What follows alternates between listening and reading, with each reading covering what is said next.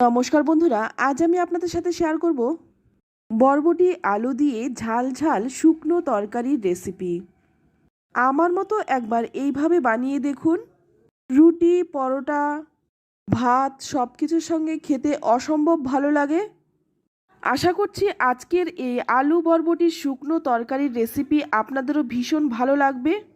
ভালো লাগলে আমার চ্যানেল এখনও না সাবস্ক্রাইব করা থাকলে চ্যানেলটাকে সাবস্ক্রাইব করে নেওয়ার অনুরোধ রইল।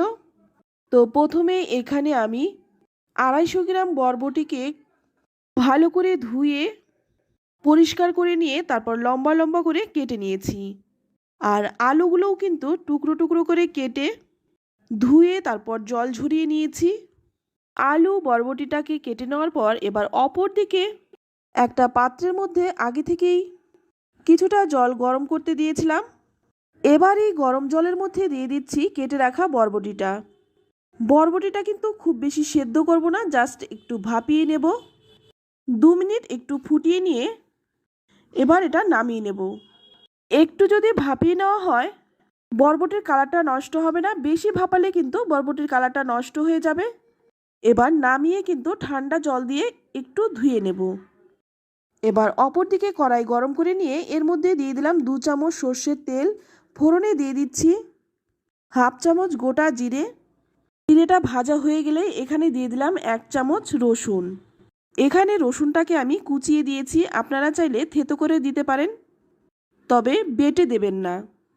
রসুনটাকে একটু ভালো করে ভেজে নিয়ে তারপর এর মধ্যে দিয়ে দিলাম 2টো মিডিয়াম সাইজের কুচনো পেঁয়াজ।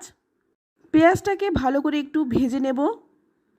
তো এখানে দেখুন পেঁয়াজটা ভাজা হয়ে গেছে। এবার এখানে দিয়ে দিলাম কেটে রাখা আলুটা দিয়েও কিন্তু ভালো করে আলুটা ভেজে নেব, তবে ঢাকা দিয়ে দিয়ে আলুটাকে ভাজবো।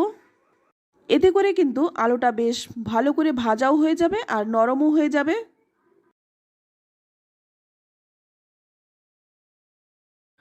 আবারও কিন্তু একটা ঢাকা দিয়ে দেব। তো এখন দেখুন আলুটা কিন্তু ভালো করে ভাজা হয়ে গেছে। এবার এর মধ্যে দিয়ে দিচ্ছি 3-4টে চেরা কাঁচা লঙ্কা, ঝালটা নিজেদের স্বাদ অনুযায়ী দেবেন।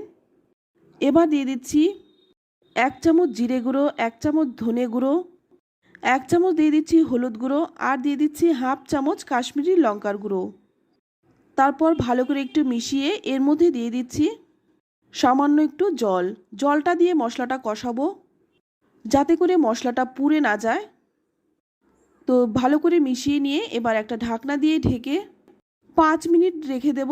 তো 5 মিনিট পর দেখুন জলটা শুকিয়ে গেছে আর মশলাটা কিন্তু খুব ভালোভাবে কষানো হয়ে গেছে।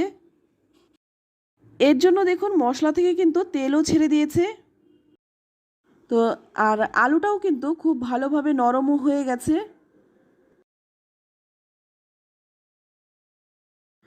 এবার এর মধ্যে দিয়ে দিচ্ছি ভাপ তুলে নেওয়া বরবটিগুলো। এবার বরবটিটা দিয়েও খুব ভালো করে মশলার সাথে মিশিয়ে নেব। এখন এর মধ্যে দিয়ে দিচ্ছি স্বাদ মতো লবণ আর দিয়ে দিচ্ছি হাফ চামচ চিনি। চিনিটা দিয়েছি শুধু রান্নার স্বাদটা ব্যালেন্সের জন্য। তারপর ভালো করে একটু নেড়েচেড়ে মিশিয়ে নেব। বরবটি তো অনেকভাবেই খেয়েছেন, একবার এভাবে বানিয়ে দেখুন। গরম গরম রুটি প্রত্যেকের জন্য 2টো করে বেশি বানাতে হবে। এবার এর মধ্যে দিয়ে দিলাম একটা মিডিয়াম সাইজের টমেটো। টমেটোটা কিন্তু আমি আগে দেইনি, চাইলে আপনারা আগেও দিতে পারেন। আর টমেটো যদি না থাকে সেক্ষেত্রে 1 চামচ আমচুর পাউডার কিংবা 1 চামচ লেবুর রস এর মধ্যে দিতে পারেন। ভালো করে মিশিয়ে নিয়ে তারপর একটা ঢাকনা দিয়ে ঢেকে আরও 4-5 মিনিট রেখে দেব।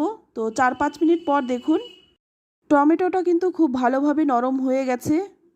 যদি আপনারা একদম শুকনো তরকারি পছন্দ না করেন সেক্ষেত্রে সামান্য একটু জল দিয়ে দিতে পারেন। তো আলুটা দেখুন খুব ভালো করে সেদ্ধ হয়ে গেছে আর বরবটি তো আগেই ভাপিয়ে নিয়েছিলাম। এবার নামানোর আগে দিয়ে দিচ্ছি হাফ চামচ গোলমরিচ গুঁড়ো আর দিয়ে দিচ্ছি হাফ চামচ গরম মশলার গুঁড়ো। তারপর ভালো করে একটু মিশিয়ে নেব।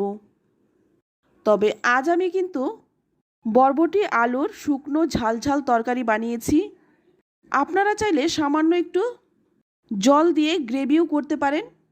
একটু নেড়েচেড়ে মিশিয়ে নিয়ে তারপরে স্ট্যান্ডিং টাইম রেখে নামিয়ে নিচ্ছি।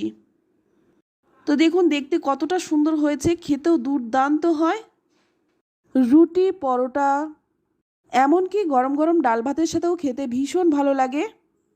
বরবটি তো অনেকভাবেই খেয়েছেন, একবার এইভাবে বানানোর রিকোয়েস্ট রইল। ভিডিও ভালো লাগলে লাইক, কমেন্ট, শেয়ার করবেন। আর আমার চ্যানেলে নতুন বন্ধু হয়ে থাকলে চ্যানেলটা সাবস্ক্রাইব করে নেওয়ার অনুরোধ রইল। আজ এই পর্যন্ত, আবারও নিয়ে আসবো অন্য কোনো নতুন রেসিপি। সকলেই ভালো থাকবেন, সুস্থ থাকবেন। ধন্যবাদ।